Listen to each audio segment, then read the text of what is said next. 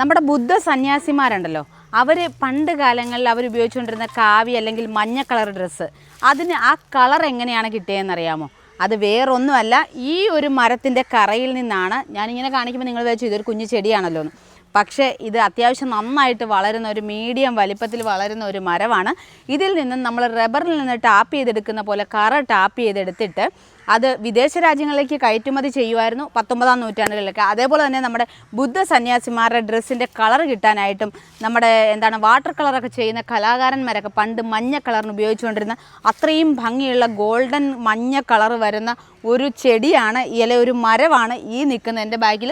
ഒറ്റ നോട്ടത്തിൽ നമുക്കിതിൻ്റെ ഇടനേലയാണോ എന്ന് തോന്നും. ഇടനേലയുടെ ഇല പോലെയൊക്കെയാണ് ഇരിക്കുന്നത്.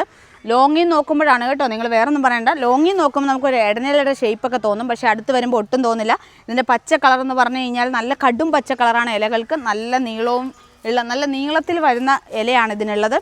കാണാനും നല്ല ഭംഗിയാണ്, പക്ഷേ തണ്ടുകളൊക്കെ നല്ല സ്ട്രോങ് ആണ്. തണ്ടുകളായാലും ഇലകളായാലും ഒക്കെ നല്ല സ്ട്രോങ് ആണ്.